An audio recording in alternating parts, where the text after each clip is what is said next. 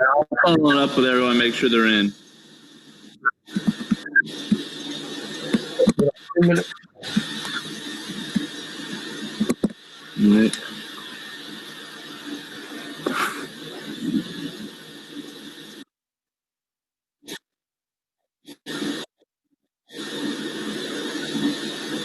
Yep.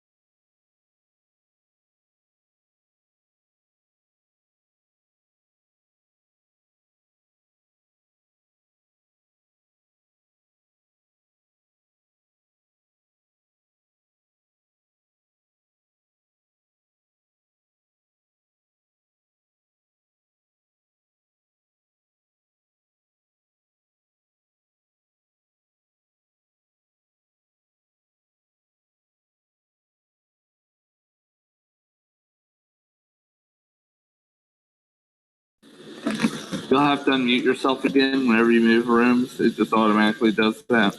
Cool. And if you follow me, I'll get you up to the stage. Sean. I have a phone call to take, but if you go ahead and talk to Chris, we're good to go. Okay, cool. Hey, thanks for jumping on. Hello, No Nick. problem.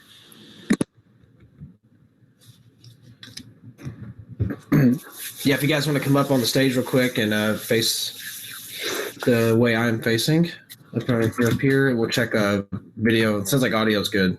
We'll check your all's screen share. Or sorry, your cameras. Bottom left-hand corner, there's a share video. It's looks like this circle icon. Yeah. I am not where I'm going to be, and I'm going to change my shirt too, but hey, guys. Oh, yeah, sure. No worries. What's going on? Awesome. Yep, it worked. Good deal.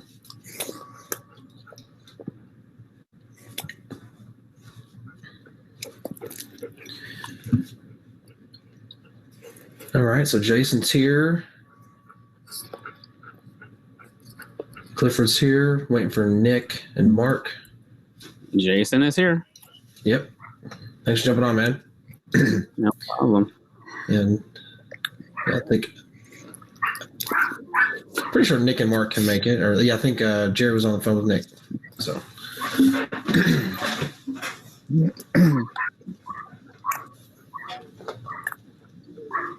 course, the dogs next door are going crazy as we speak, so this should be fun. That's pretty typical, yeah. So that works Oh. on the timing. Chris, Oh, no, I'll be back in worse. 2 minutes. Now it gets worse. The phone company just showed up to do repairs outside. So, yeah, I'm like, really? 5 minutes we're supposed to do this? Perfect timing. That's Right. great. What's that law where Yeah, I know. there's something? Yeah, anything that can happen will happen. Something like that. Murphy's Law. Murphy's Law. There you go. I live in Murphy's Law.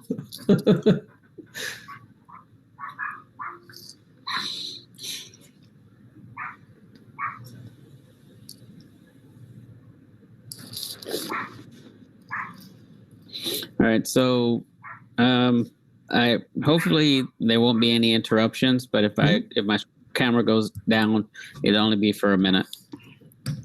Okay, no worries.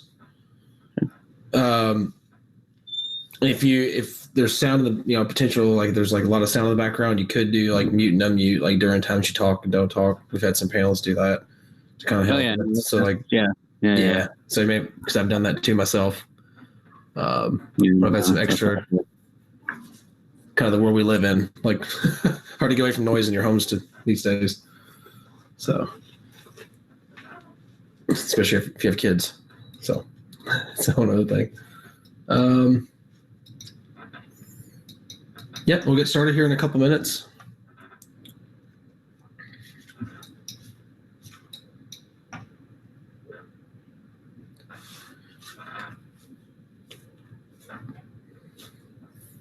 If you haven't already, if you guys have just jumped on, if you want to look at the top right-hand corner, scroll over your avatar or kind of like your profile picture.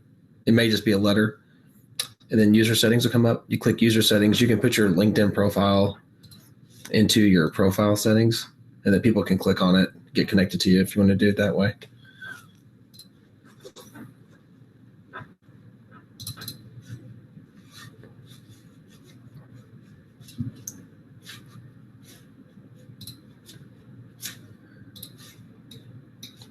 Outside of that, we're just waiting on Nick and Mark.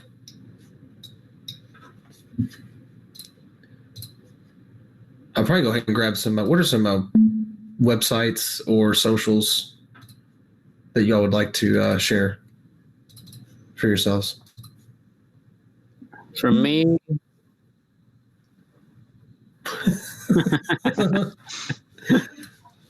my YouTube channel. And for me, Twitter. Okay. Yeah, feel free. There's a text chat in the bottom right-hand corner. Anything you guys want to share, if there's a couple links, feel free to post those. And they're clickable, so we all can click those and get connected to you guys. Okay, nice. And you guys hear me well?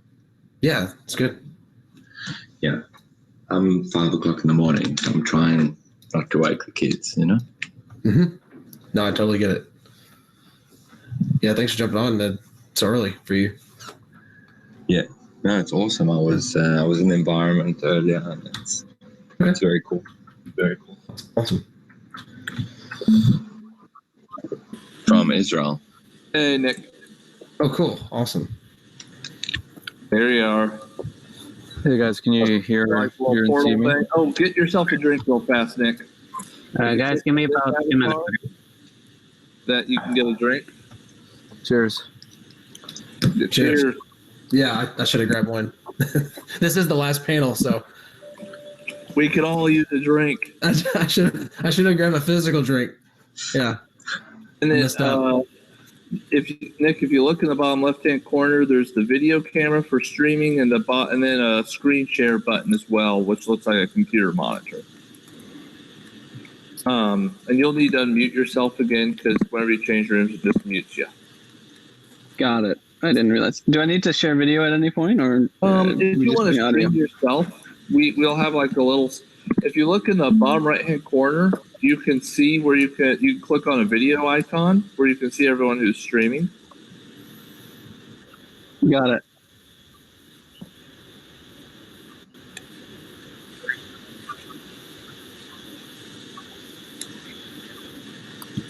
Perfect. Yep. So we'll ask all panelists to come on up to the stage and face everyone. We are streaming this.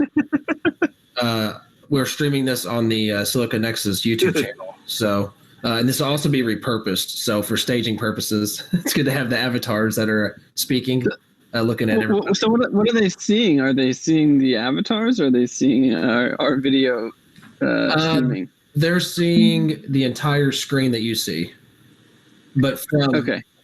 Mm-hmm.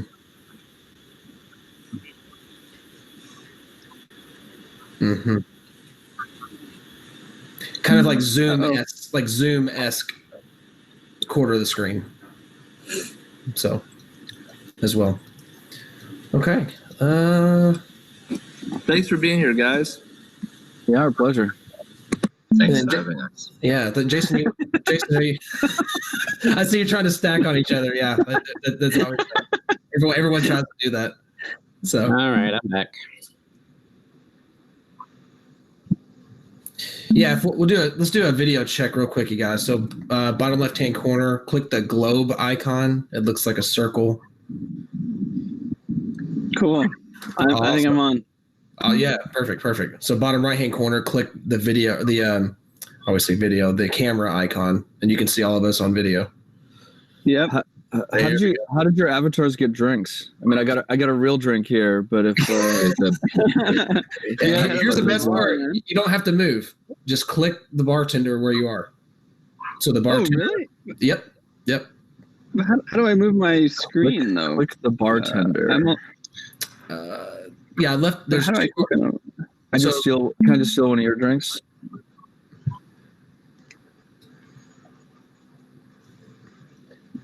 Oh, sorry. If you right click and hold, you can pan around the environment and change your viewpoint. Ooh.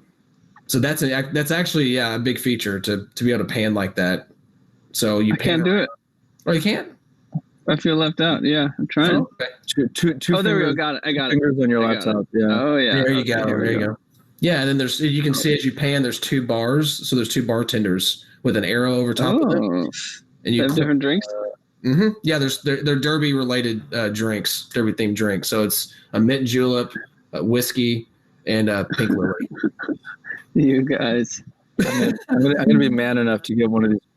I'm gonna get, I I chose the bourbon. You got me. I don't think I'm Definitely gonna get- change. definitely gonna get this girly drink. Yeah, I just got crushed. I should not have said that. Who's wearing the pink hat? Really? Which law? Andrew's law. No. Yeah.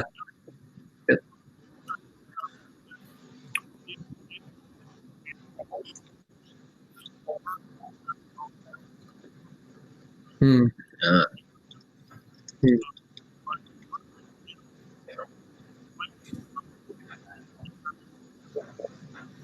oh wow. Hmm.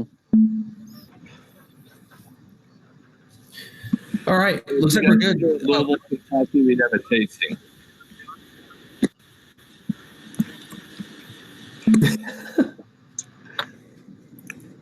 All right. Well, we're having our virtual tasting. Looks like here. So we'll see how that goes in the next few minutes with how the avatars handle that. Well, hey. So Run for the Unicorns 2020. This is the last panel of the 2-day event. It's been a lot of fun. Run for the Unicorns 2020 has been brought to everyone by the Silicon Nexus project, Convergence of Four Dimensions, Beyond Enterprises. I just want to say real quick, this has been a blast for me to be a part of just these panels and just listen to all the information for 2 days. All the content will be repurposed as podcasts and video clips and things like that. There's so much information that's been shared. It's been really cool the last 2 days. So this is the final panel. Real quick, the panel title. This is my favorite panel title of the event for sure. Money Goes Burr, hosted by Jason Nelson of Crypto Insights, along with him Nick White from Harmony Protocol, Clifford Sarkin of Casper Labs, and Mark Kenigsberg from CoinJanitor. Thank you all for being here. Really appreciate it. I'm going to pass it over to Jason to start moderating the panel.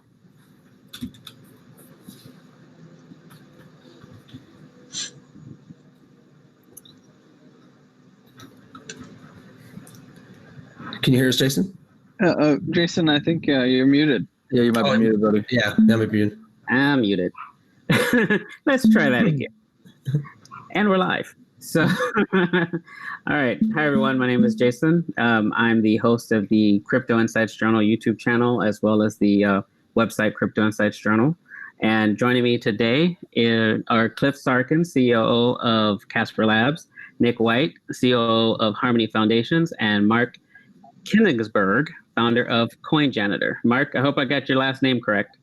Yeah, nicely done, dude. You have no idea how many times I practiced your last name. Mark, is that a South African accent? Yeah, it is. It is. I'm originally from South Africa. But years and years ago. What area?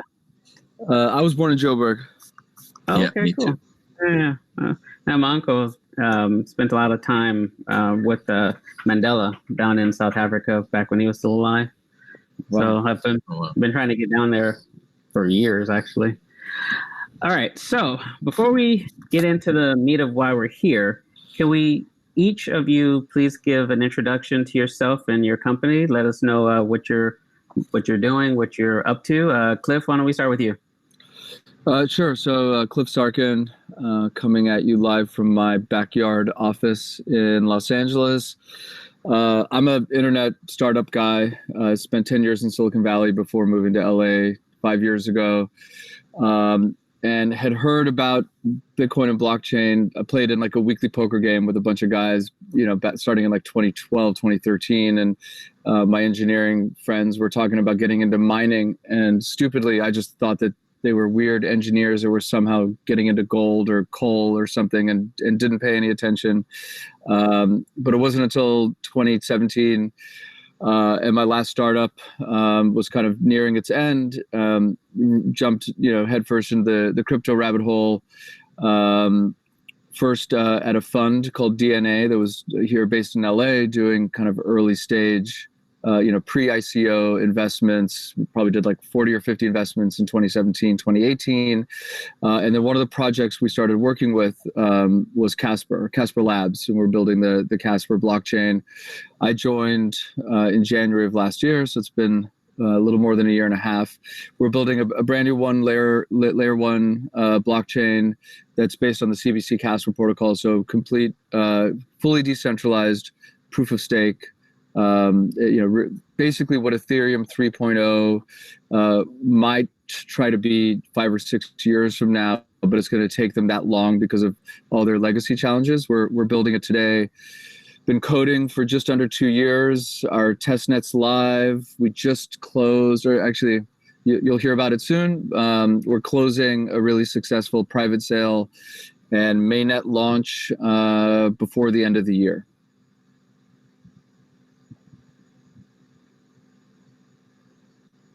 Oh, I think we've lost your audio again, Jason. Please don't tell me I need to repeat all of that again. No. Nick, how about you? Yeah, so I'm Nick White. I'm co-founder of Harmony Protocol. We're a next generation blockchain.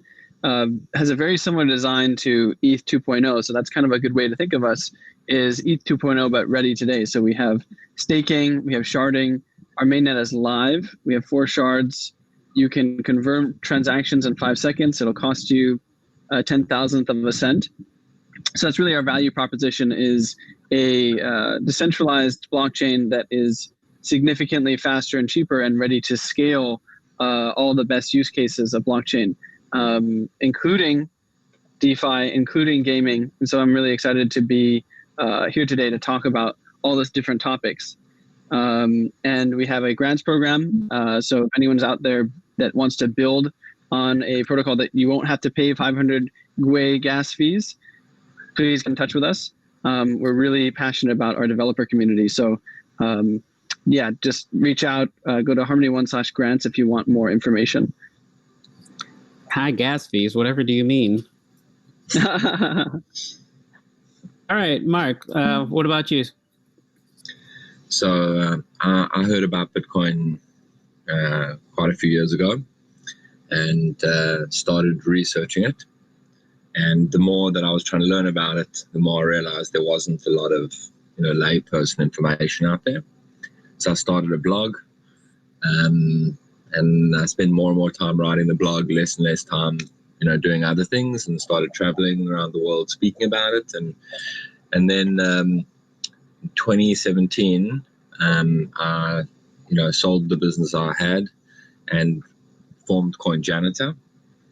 And the idea is very, very simple. It's that cryptocurrency is great, and it's amazing anyone can create a coin, but it doesn't mean anyone should. And as a result, we're going to end up with a lot of coins that don't really have a use case or value proposition. And my premise, which was a drunk argument in Germany a few years ago, was that shitcoins are basically like satellites in space. We just keep doing them and we think it's no issue. And one day someone's going to go look and we're going to be like, oh no, there's actually a cost to cleaning this up. So the idea is CoinJanitor goes around and takes over projects that have failed. They've left some sort of remnant somewhere in terms of code or legacy systems or community that's kind of been abandoned. And, we amalgamate it into our own with the idea of that with the economy of scale and, with reduction of coins, we can reduce market dilution and focus on the projects that actually work, as a positive externality.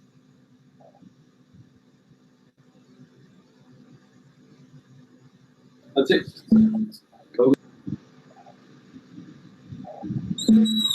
All right. Sorry, guys. Had construction going on.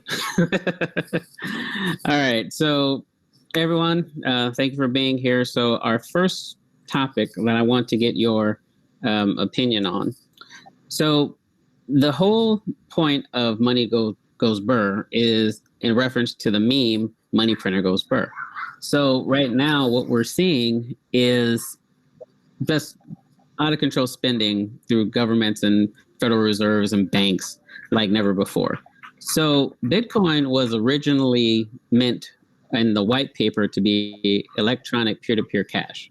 So do you think that crypto and Bitcoin should be focusing more on being that as opposed to how we currently use it as more of a speculative stock market type thing and just use it as money to replace the current system that we're seeing right now? Cliff, why don't we start with you? Sorry, just needed to unmute myself. So, I think that people are using Bitcoin as in, within our industry and outside of it. At DNA, the first foray into the space, we paid our consultants with Bitcoin, and there are things that I use it for, and many people that I know, and so I don't think cryptocurrencies are only speculative. I think we're starting to use them, and more, certainly as Bitcoin stays around and is battle tested. It is becoming a form of trade, of currency. But the question is, should it be a replacement? I think that we should just keep using it for what we want to use it for, and let time tell. I think that the more, what we've seen in other industries is that there's invention, and it first starts on the periphery and then eventually becomes more and more mainstream once it's proven out to work. And so whether it's, like equity is eventually leading to like leverage buyouts or different kinds of credits or derivatives, first started on the fringe, and then the more people use it, the more it becomes accepted to be as is. And we're starting to see it now as, Grayscale and, other massive, Wall Street players begin to take, big stakes in Bitcoin and they never did before.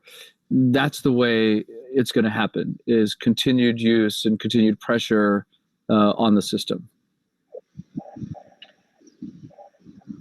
Those are my first thoughts. I have a few more, but I'll let the other guys go. Well, no, as you like. Nick, how about you? What do you think? I think the proposition for cryptocurrencies to become non-sovereign store of value assets is very compelling. That said, I think that that could take time to really transpire, and for Bitcoin or any cryptocurrency to take over from gold, or whether or not the world as like the global financial system is going to tend towards some kind of non-dilutive reserve currency like Bitcoin. I don't know. I can't predict the future, but I can say with strong confidence, high conviction, that either way, we're going to see the digitization of money on blockchain protocols via stablecoins, for example, because the advantages of when you put money into a blockchain, the fact that it becomes programmable, we're only starting to scratch the surface of the kinds of use cases and financial products that can be built out of that. And to me, those use cases and that part of the technology is so compelling that it's going to suck everything in. I think decentralized finance, as it's being called, is going to slowly but surely eat centralized finance. So that's where I would stand on it. I think the monetary base will be competitive, and nation states aren't going to hand it over willingly. So there's going to be a battle there. But I think that whether they like it or not, fiat currencies are going to get tokenized. So we have a revolution on our hands either way. Right. Well, I mean, once all of these governments start getting into this, they're going to do it via stable coins because it's the easiest way to do it. The volatility isn't there the same way it is with other cryptocurrencies. Mark, what about you? What do you think? I think that there's a lot of angles to this question, and the guys have touched on a few. So I'm going to focus less on the should aspect, and I think just say two things that I think are self-evident at this point. One is that the current financial system no longer works. It's not to say it never worked, but it's worn out its welcome. Something needs to replace it. And I agree that there'll be some level of digitization, and I think that governments and banks and that will also try and move closer towards the crypto model. And how far they'll get and how soon is a different question, but definitely the old system is gone, just not everyone's realized it yet. And the second thing is that to what extent crypto in its current form or any form replaces fiat is a question that a lot of people have different opinions. But what we're seeing, which is maybe even more exciting, is it's teaching people that they're allowed to ask, that they're allowed to control their own things, that they don't have to have this appeal to authority and have it be done the way it was always done just because the government said so. So this questioning of what is good money is probably the most interesting result of cryptocurrency rather than even the technology itself. It's the fact that the average person is now saying, what rights do I have when it comes to sovereign financial control?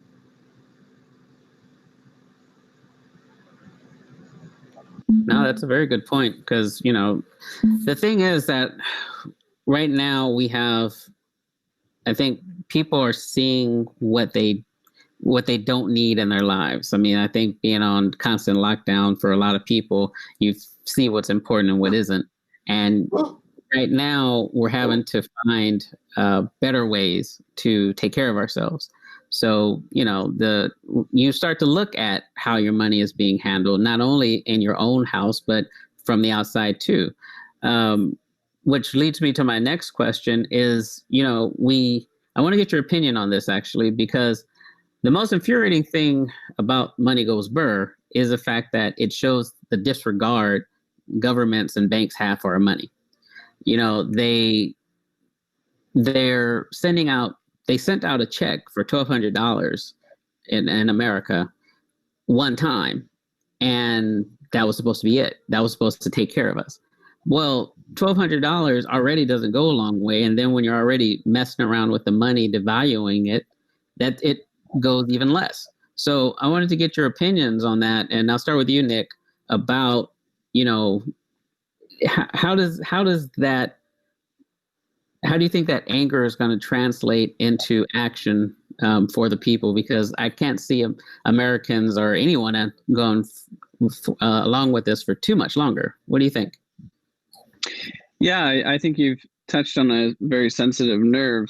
Then that's where the meme comes from, right? In March of this year, in April, when the Fed was just printing seemingly without any kind of regard to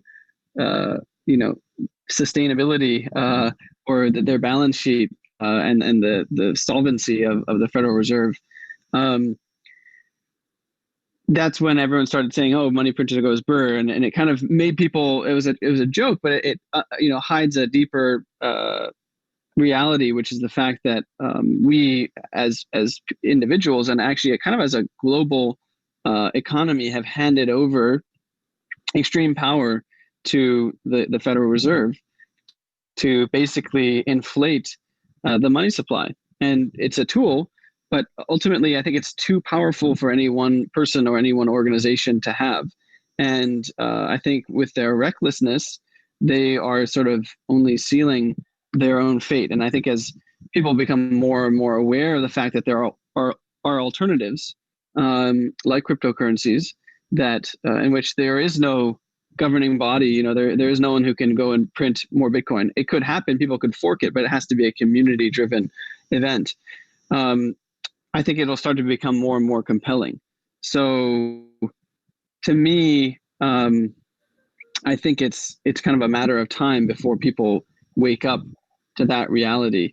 And I think it'll be a net positive. It could cause a lot of sort of disruption in the meantime because the whole global economy is so dependent on the US dollar. But in some ways, and I love this phrase, people will eventually probably take away the printing press from the Fed or from fiat-based currencies around the world. I think it's just a matter of time. It's freedom of money. That's why we're here. And if people have the freedom to choose what money they want to hold, they're going to choose harder currencies. I think that's kind of a no-brainer to some extent. Right. Cliff, what about you? I thought those were a lot of great thoughts there. I might be a little less political, and maybe it's the second glass of wine talking, but this topic has infuriated me. What's happened with the stimulus and the way it was executed. Like you mentioned, Jason, $1,200. Not that it means much. We should start there. It's freaking nothing, right? When you talk about the need we have right now, as long as the pandemic has lasted and the shelter in place and how many people it has affected. But you got to talk about the kind of people it's affected, right? The 10 to 15% unemployment, are the service industry and the the folks that are doing work in those kind of industries. First of all, $1,200 is nothing, right? But then you add on top of it how many people actually got it versus shouldn't have gotten it, how many checks were lost, how many people were paid that didn't deserve it, and then when you look at the overall allotment of the first $2 trillion, about a quarter was supposed to go to individuals, but a quarter was designated for big businesses, another 15-20% for small businesses. But we've all heard the stories about how the major industries that just happen to have lots of subsidiaries qualified for the small business part. What this really was just a bailout for Wall Street, right? And we have seen that you just look at the Dow, right? The Dow is still at 28,000, even though it dropped precipitously in the beginning, but after the stimulus it's back up. Like the Dow should be at 18,000 right now, and part of that is a function of who our political leaders are. They're really just the public face of big corporations. So the money just goes back. And so, and you know, I saw a table somewhere about, you know, the top like 10 billionaires. They've done incredibly well this year. You know, we can't say the same for most of us. And so, you know, at every point, the decision of who the printed money, you know, was intended for, who it actually went to, and how poorly, you know, it was managed and distributed, all just reinforces why those of us that are in this industry are here. And just, you know, one example is, you know, we didn't have the infrastructure to even do this, right? And if we were employing blockchain technology and infrastructure, you know, cryptographically, we could have ensured electronic, you know, payments to exactly who they were supposed to go to, be able to trace it, you know, perfectly. But you know, unfortunately, that's not what the powers, you know, those that are in power, you know, want to happen. But it does shed light on the ways that we can be applying the technologies that we're all building to moments like this. You know, we know we can do it better. Those are great points. Mark, how about you? What do you think, sir? I think there's a very interesting relationship between, you know, Mark, unrest. stay with us? Yeah, do you hear me? I can hear you, Mark. Yeah, I can hear Mark. Okay, you guys hear me all? Yeah, Go I've got for it. you. Hello? I'm saying, Can you guys hear me? Yeah, I hear We you. can't hear you, but we can hear Cliff, each can you hear other. me? Yeah, Jay, we can hear you.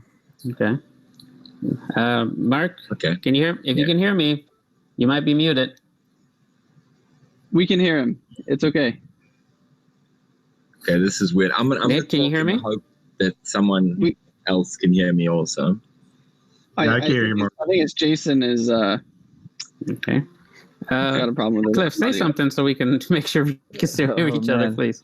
I'm talking right now, but you can't hear me, but everyone else can. I'm gonna jump up and down on stage to show. I'm going to join you. There we go. You're good. So in the meantime, Can you- I'll weigh in on this You point. just go for it. Yeah, let's try that again. Mark, let's get your view on the subject. Okay, so I think that, you know, a lot of us in this community, we obviously, you know, we get it, and, you know, we're upset and, you know, angry and whatever, but most of the world doesn't get it yet. You know, they don't really realize what's going on. You know, to understand the real effect of stuff like quantitative easing, you have to actually understand how money works. But I think that there is a very interesting relationship between, you know, financial problems, you know, we call them crisis or depressions or recessions or whatever other words we choose, and unrest. You know, whether it's like civil or whether it's like, you know, much more hectic. You know, look at things like, you know, in France and the Arab Spring and what happened in Greece and Cyprus. Like, all of these things were related in some way or form to money. And there is definitely a relationship. Sometimes it's frustration at, you know, financial system that leads to unrest. Sometimes unrest leads to, you know, financial problems. And we're seeing the beginnings of that in Corona. And often Corona is blamed for the current financial problems. The reality is that the Fed and the government is the cause of the current financial problems. And they're being exacerbated in Corona. And the longer all of this stuff goes on, and the more that the Fed tries to, you know, hide their terrible policy by doing their policy even more just with fancier names, like, the longer this draws out, and it becomes a spring that kind of coils up. And exactly how it's going to release, I don't know. But people aren't going to take it. Now, America has the luxury of being able to subdue its citizens, you know, in a lot of ways, you know, because they have a lot to lose. But it's becoming harder and harder for people to, you know, be safe when it comes to financial situation or future planning or any of this stuff, you know, and that's because of the government's choices. And then when you have things that like affect employment like this, at the same time, you start eroding, you know, the financial basis of everything. Everything gets more precarious. So I definitely think there's a relationship. And I think in some of the, let's say more third world countries will probably start unrest first and then go the other way. But I think we're going to see a tipping point at some point where it's not going to be an isolated event that we look at on the news in some faraway place. It's going to be the whole world turning around in its own way and saying, yeah, no, I'm done. This is enough. Not willing to take this anymore. And I think it's going to be bad. And I think that the far-reaching effects of Corona have not been felt yet from a financial point of view. I think we're nowhere near the end of how bad this is going to get. Right. Well, and I mean, I've heard the term used called plandemic instead of pandemic, because the way they were able to shut down the economies basically with the snap of the finger, you can't normally do that. It takes time to just stop stuff from happening. So it does beg the question of, okay, did you guys have this as a contingency plan? And if so, when were you going to share it with the rest of us? Because people have been out of work for almost 6 months in a lot of places. So it's like, well, come on. And I think that segues into my next question is, how do we hold governments accountable when they do this? Because the Fed in America, for example, isn't an elected official. So what do you do with that? I mean, you can vote out their boss or the person who appoints them, but the Fed's the Fed. So what do we do? Cliff, what do you think?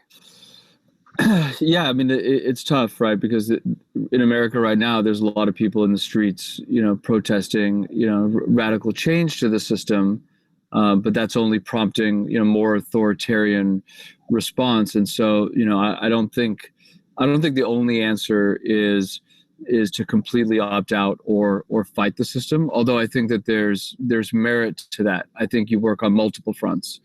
Number one, we have an election coming up, and we have to vote, right? There is a system in place, and if you completely opt out, we can look at a lot of past elections where a lot of people said, forget it. I'm empathetic, or I don't want to participate.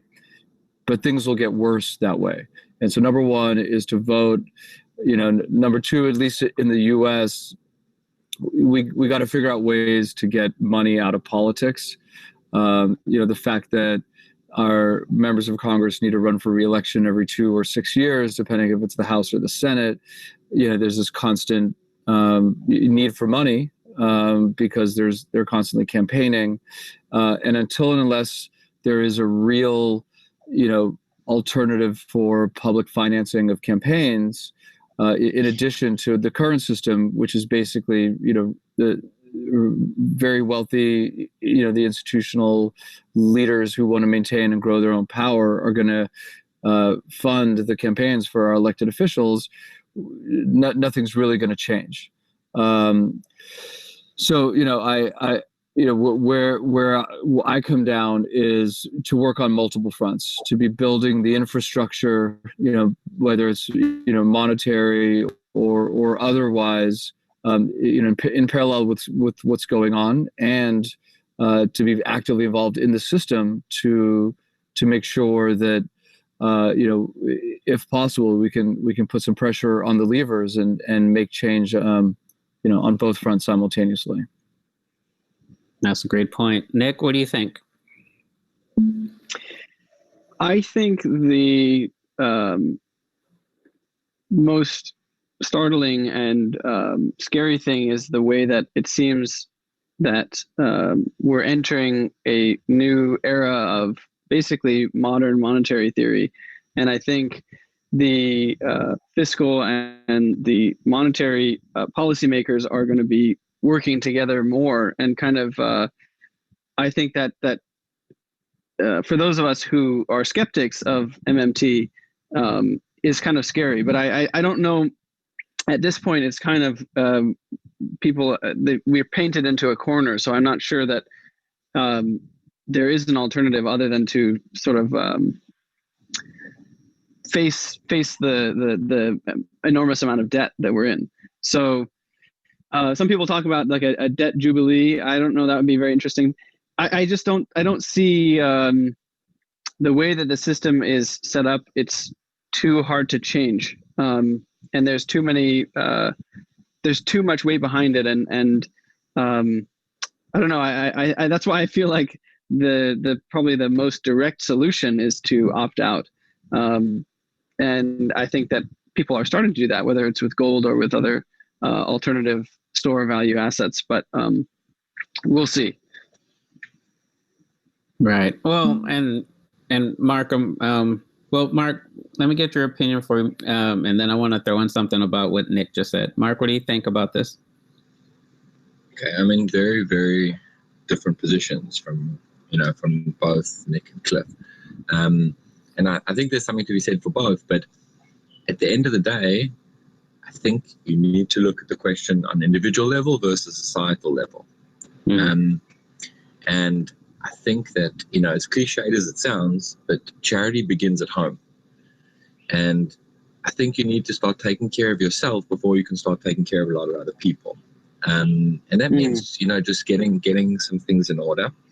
And I agree with Nick that it has to be a multi-pronged approach, but not everyone's going to be able to invest the same amount of resources in each of these different areas. So as cliched as it is, I think the best thing is knowledge, whether that's going to be used to help yourself and your family, to teach other people, to start some grassroots thing, to contact senators, whatever it is, or to, bring about some radical, like, infrastructural level change. I think that we've too long just relied on other people to think for us. And I think just getting a little bit of information is a great start, and will inspire people to do that which each person can, And in terms of the system being too big to change, like, it kind of is right now. But if history's taught us anything, another cliche is, the bigger they are, the harder they fall. The more we can succeed in changing the system, the less drastic that change will be if it comes without our help, If things carry on the way they are, it's going to end badly, But the more we can ease it into a new reality, then the more it can be an incremental change rather than, a regime shift or a revolutionary, That's what I think. Well, and that's a great point. And to hop back to what Nick was saying, during the first round of first nights of the George Floyd riots in America, there was this young man who spoke up, and he was saying that the best way to deal with a system that is unjust is to opt out of it, and the best way to opt out of it is with Bitcoin. And it's a true statement when you think about it, because Bitcoin is already set up to be used in place of the current financial systems in the world. I mean, that's what it was set up to do from day one. So do you think that is the best option? Because, and I'll start with you again, Mark. Should we be trying to get out of this system altogether, or should we hope that one day we'll have leaders, like there are senators and congressmen, at least in the United States and in other countries too, that do embrace cryptocurrency, at least to a point. So do you think that maybe if we elect those people instead of the current batch of politicians we have, that we may see a better financial system? Or do you think we should just cut our losses and live on Bitcoin from now on? Wow. I just want to say, I would love to get on another discussion at some point with you guys, because I'm loving the points, and I think these are big topics, that don't get the kind of justice they deserve in a couple of minutes. But I'll try and not complicate the question, because you've really asked a couple of different questions together, from my personal views on Bitcoin, comparison of money systems, kind of responsibility and accountability of government, people's appeal to authority, and there's some others. There's a whole bunch of different stuff. And I think for most of us in this space, our feeling about, what can we do and what is government's job to take care of us is kind of what got a lot of us excited about, the whole Bitcoin and cryptocurrency thing. So I think that Bitcoin is a fantastic answer to many problems. It is the best we have so far today, and it is the one with the most momentum and chance of success. So if you're looking for any alternative routes completely or in parallel, you should be Bitcoin. I don't know why anyone wouldn't be in Bitcoin today. That being said, I think a lot of the leaders we have are just junk. They really are junk. But I don't believe that, I don't want to mention specific names like Powell or Bernanke or anything like that, but, okay, that was like a cheap shot. But no, like it's a joke. And the thing is that we could get better leaders, but are we ever going to get good enough leaders? Like, no, I don't think so, So, and I think that if you look at systems other than the monetary system as well, I think the problem goes there too. It's not just isolated that we have good governance and it just so happens on fiscal policy these guys have made mistakes. If you look around everywhere, like the scariest thing for me learning about Bitcoin the last years is that the government doesn't actually take care of its citizens well enough. Now it may have at a certain point, or coming from South Africa where 1% of the population or 3% of the population was taken care of well, and the remaining 90% was like completely, trashed. It's easy for some people to have a good experience. But one of the challenges we have is the world is full of so many people that have been ignored that just, providing for everyone equally is almost impossible with the current systems because they're all set up to be elitist. So I would say that we should do all, and sorry to kind of, Nick, it was your point. I hope I'm getting the names right. Nick's LA, right? Yep. Yeah. Okay. Awesome. So about multi-pronged, I think it's here as well. I think we should all go for Bitcoin. We should try and change the system. We should get better officials, but we should realize the limitation of that as well. As soon as you put all of your trust and control and safety in someone else's hands, it's going to end badly. Leaders are never going to be able to take care of you well enough. We should strive for better, but you look at healthcare, you look at other systems, look at education, all of these systems are plagued by the same, inherent toxicity and conflict of interest in terms of incentives. Government is not incentivized to take care of its citizens well. It's incentivized to take care of its citizens well enough to not topple the government, Anyway, that's a bit political, but that's my opinion, No, I have to remember that one. That was great. All right, thank you, Mark. All right, Cliff, what do you think? I think Mark makes some really good points that I want to kind of, take a little further, which is, we can't trust both the systems and the people that they put into power. Because of the corrupting value of aspects of money and what it took to get there, and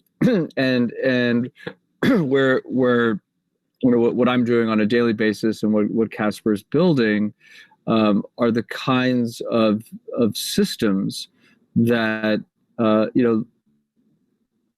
that mirror the aspects of what we love about Bitcoin, or why we look at it as a viable alternative or a way to opt out and opt into. But there are a lot of other applications for blockchain that that cryptography combined with compute power where we are today can actually make a difference that is actually democratic.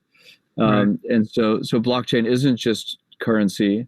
It can create. It can be a democratizing and egalitarian force for custody, chain of title, supply chain, proxy votes, voting. In and of itself.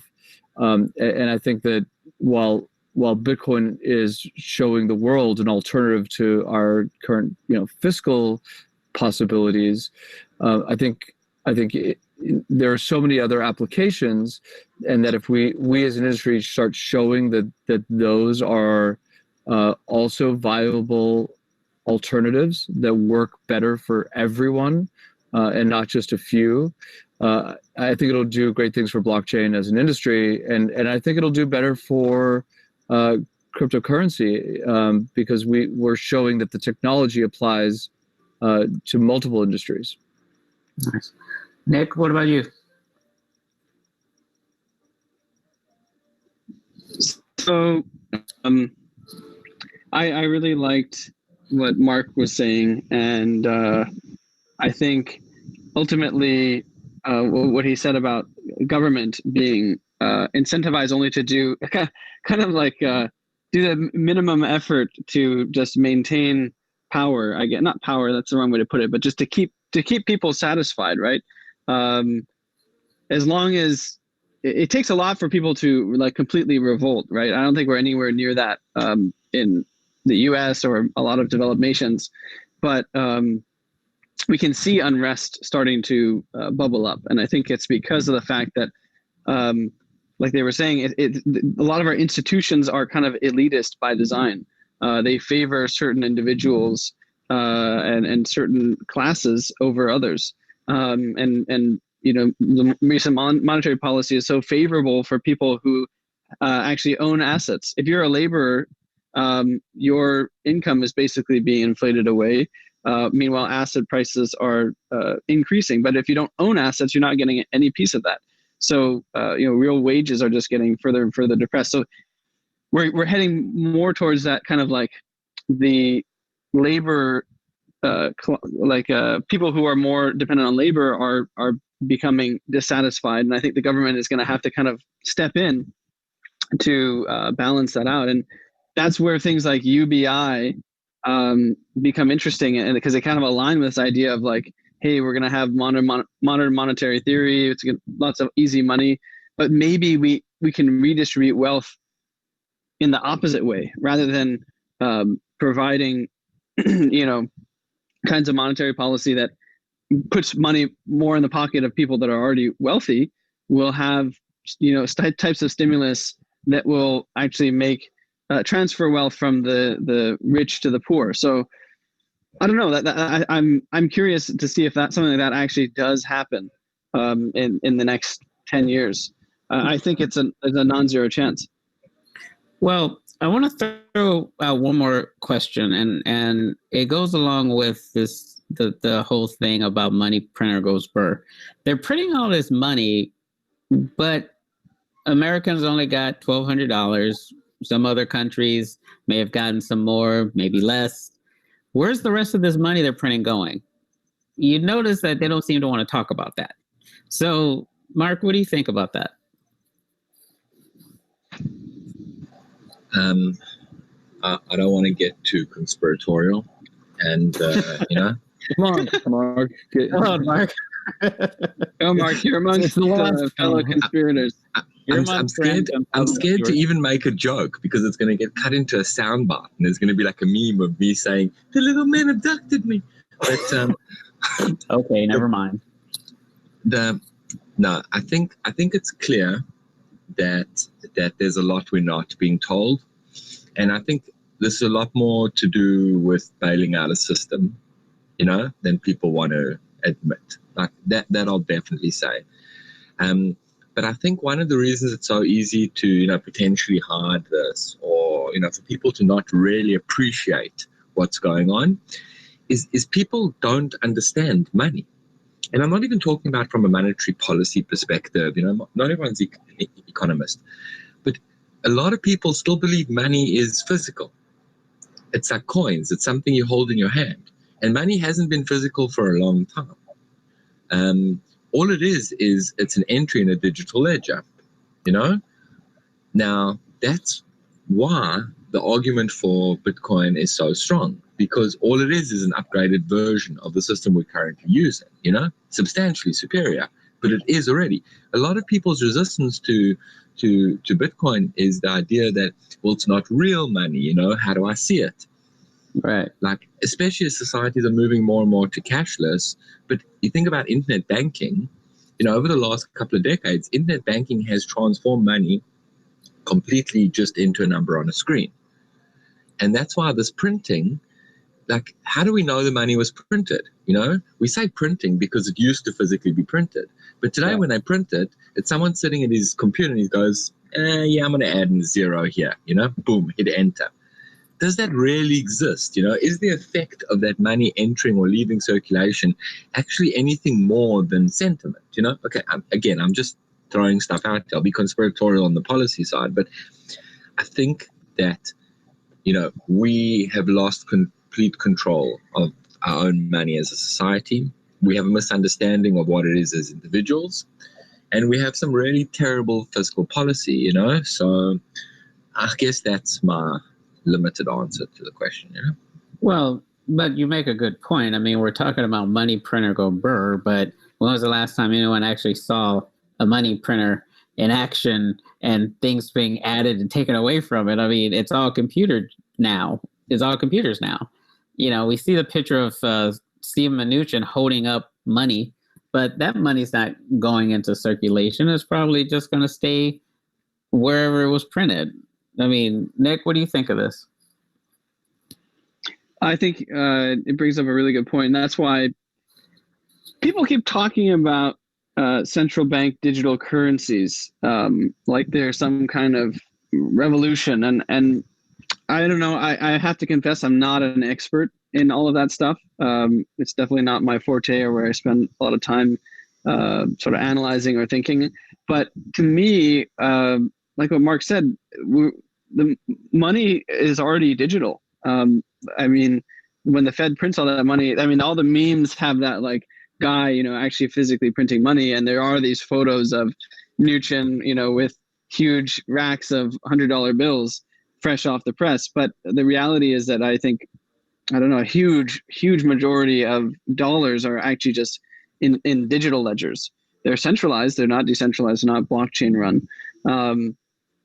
But so in that sense, like money already is so intangible and not real. So, but people, there's still this, I think the reason it'll take a while for people to get comfortable with cryptocurrencies, no matter what, it's just, it's so cultural. It's embedded in your psyche. Like you just think of a US dollar, right? And if you've been using that your whole life, like take my grandma who is 95 years old.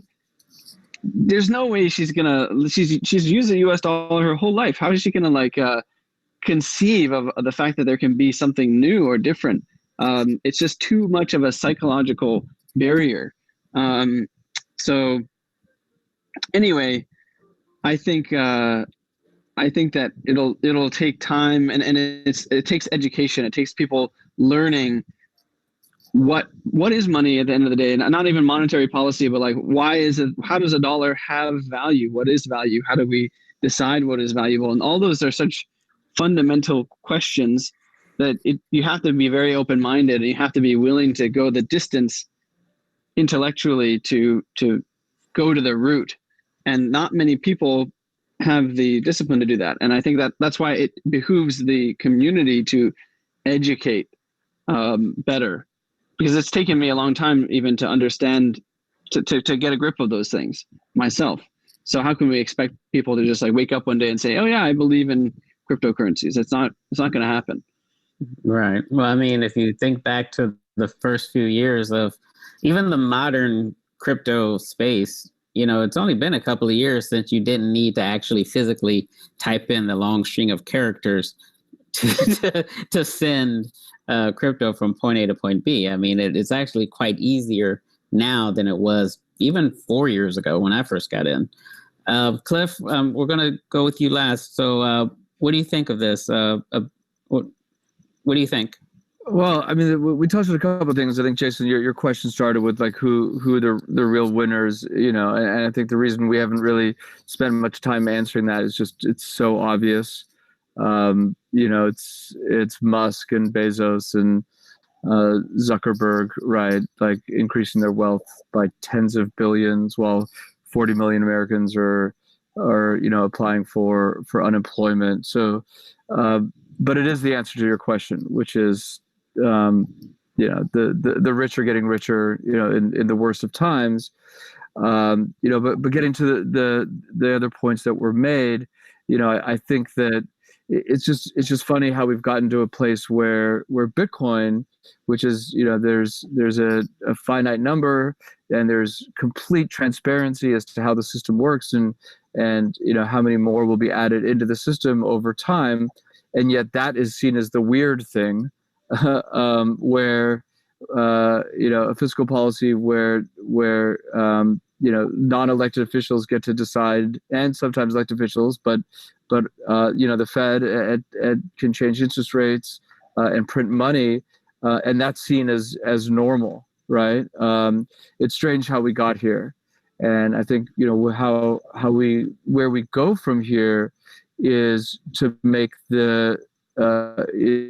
is to get from in the last 4 years where you needed to type in your 46 letter number combo to what we can do today with on Coinbase or on decentralized exchanges, but it needs to be even more user friendly. I think just this week we heard that the Swiss government is now accepting Bitcoin as a form of paying taxes. We just need more of that. The Cash App that allows you to buy and use Bitcoin to trade. It is such a better way fundamentally, but we need to make the user experience much more like what we're used to with swiping our credit card or having it, all of our accounts linked and being able to pay for, groceries or Grubhub. That's where we need to go in order to make it more, get to ubiquity and then get to acceptance. Nice.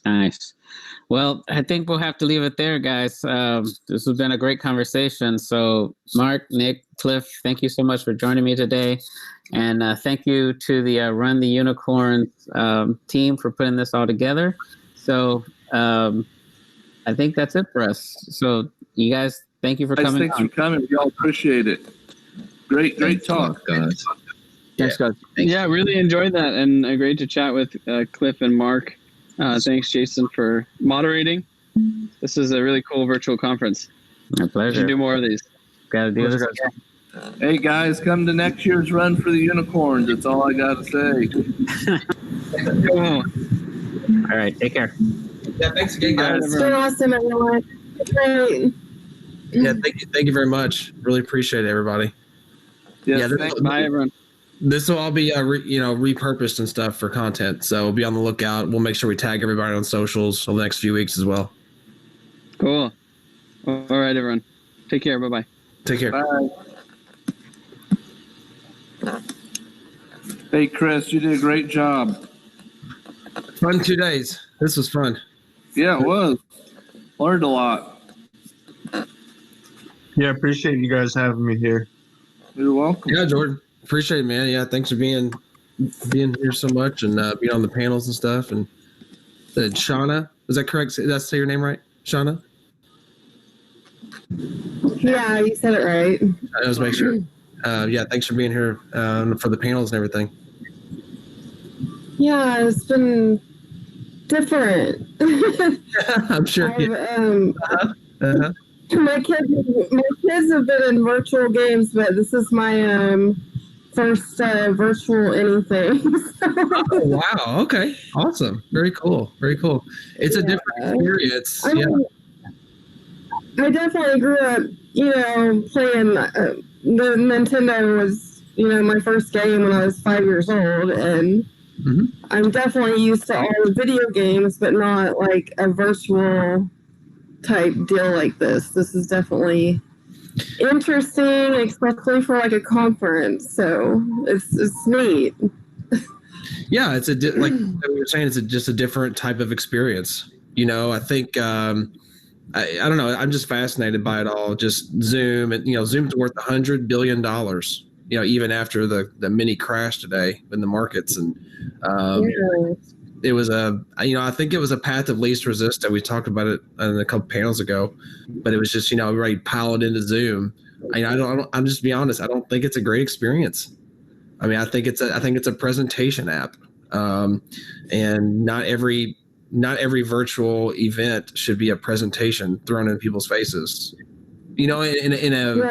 In a chained way of this, then this, then this. Very streamlined. So, it's you should definitely have that option. You should definitely like have the option whether you want to like show your face and your surroundings and stuff like that, you know, and this gives a lot of different options.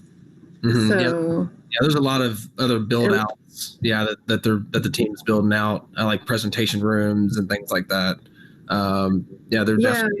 I check out all of them. That's so neat how you can like go to the wall, and I was even showing my kids, you know, how things are changing, and they just think it's so cool, and showed them all the videos and what it's about. It's just been an amazing learning experience.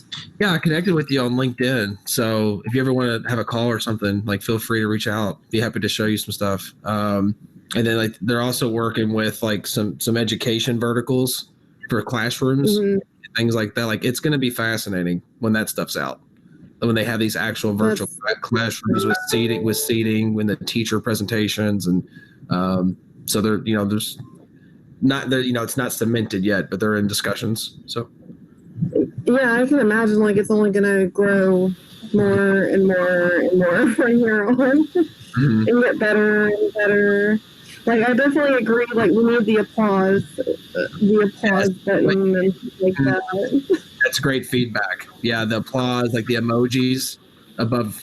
A lot of people, they want emojis to do reactions and stuff. I think that's huge too. So, we're taking the feedback and telling the team.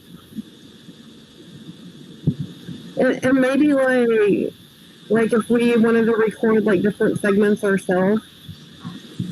Yes, it's interesting you said that too. That's on the I know the team has that on the list for like end of Q4 to be able to like make snapshots and like auto post to socials.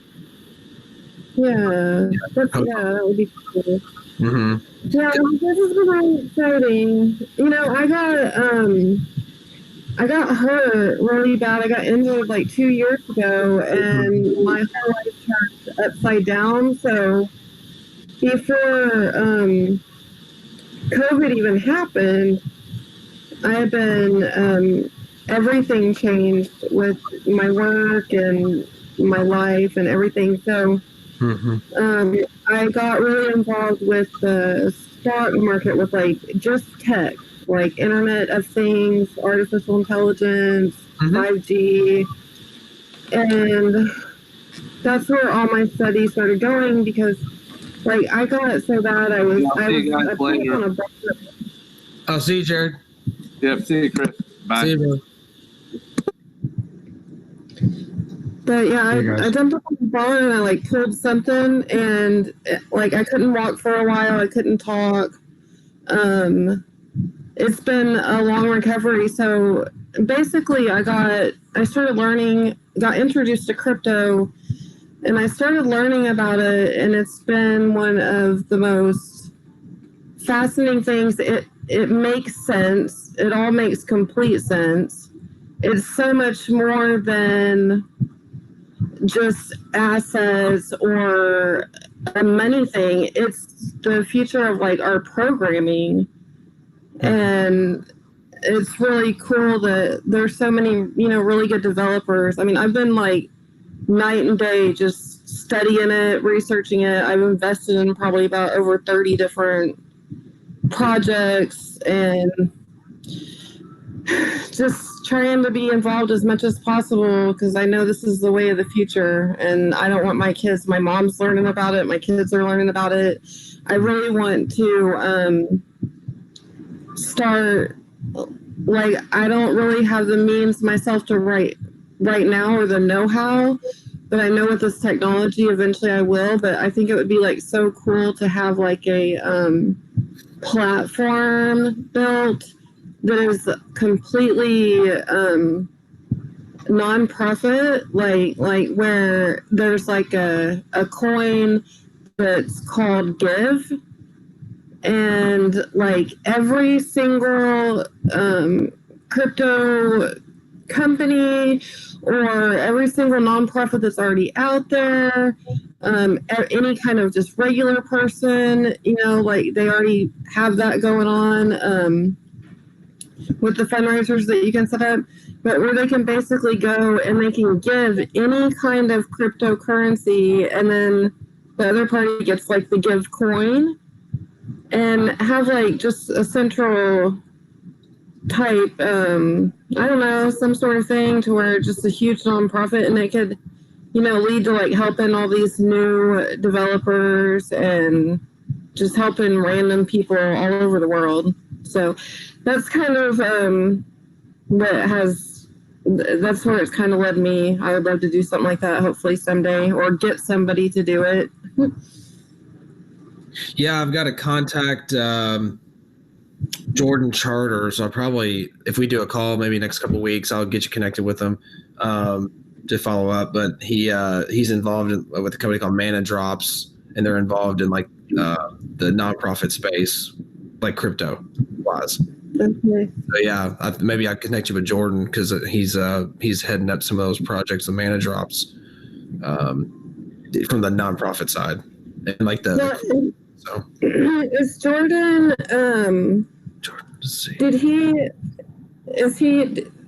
What does he do? Is he a part of setting this up?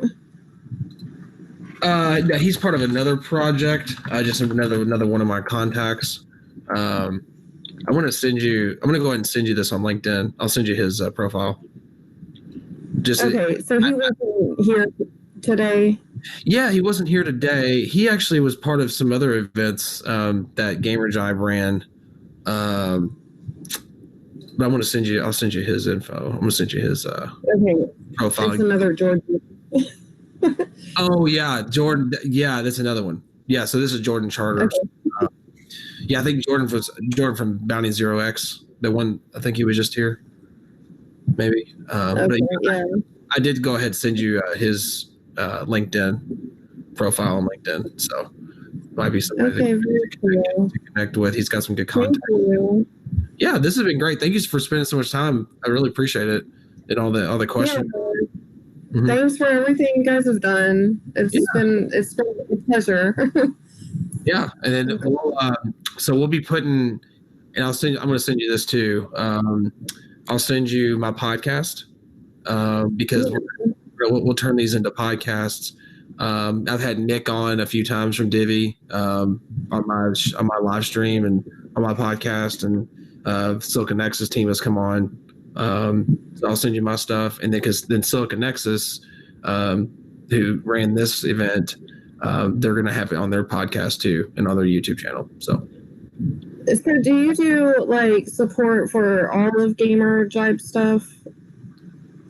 Not all the events, just some I get involved with. Some of it's cross where I'm working with another company, and then they kind of come together and partner on certain events. But yeah, I can get you in touch with the actual team. If there was, an event or an idea you had, and I mean, they're doing little meetups of like 20 people, like social get-togethers, all the way to 500 person events. So it just from social gatherings to large scale stuff. So well, I think I really want to like write a story about him. Yeah, like on Medium or something, for sure. Because like this is the very first crypto event that Gamer Jive has done, from what I heard. It is.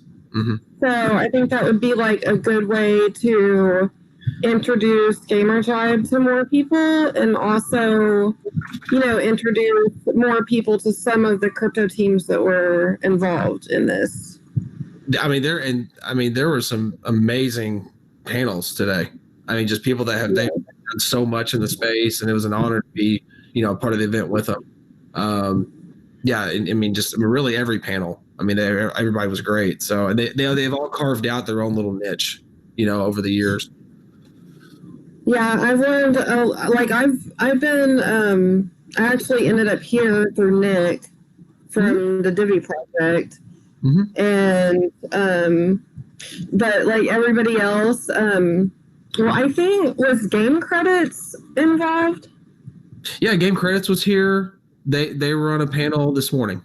Steve was. Yeah, and I was up too late and overslept, and that was one of the main ones I wanted to hear, and I missed it. Yeah, so it'll all be replayed for sure. So I'm in chat. I'm actually posting a little bit in chat, but I'm sending you stuff on LinkedIn. Do you check LinkedIn quite a bit, or is that the best way to get? I'm going to now. Like I just started. I just started LinkedIn basically for blockchain because I really this is like all I've been doing for a while now, and I really want to start like a news type thing. Like I really want to help bring crypto mainstream. And or at least be a part of that and sharing the news, you know, of any mainstream activities that are going on. So I started LinkedIn to connect with just mostly, you know, blockchain companies and people that are involved in it. And then I have a Twitter that's at Block 2020 with a 1 at the end, because I don't know why it wouldn't give me the 2020, but basically everything I do is like Block 2020. So is that all one word, Block 2020? Oh, with the 1 on the end? Is that it? Yeah, on Twitter it's Block 2020 and then a 1 at the end. Okay, great. I just followed you. So I use Level Up Experience as my main Twitter. That's kind of my content company. Okay, cool. I'll follow you back. Mm-hmm. And I'm mainly focused on crypto, esports, and gaming. And see, that's what, like, my son, he's 16, and they're both like, I have a 14-year-old son too, but they're honor roll students. I mean, they're so smart. They're not like I'm so blessed because they don't want to like sneak out of the house. They don't want to drink. They don't want to go smoke pot, you know? But they're really into like learning and reading, but they are gamers, like gamers. So, we've had issues with them being on too long, you know, but now I told him, like, the more I've been learning about crypto, I can see like a lot of the gaming that's going on with it also, and it's kind of opened my eyes up to things that they're interested in, and it's helped.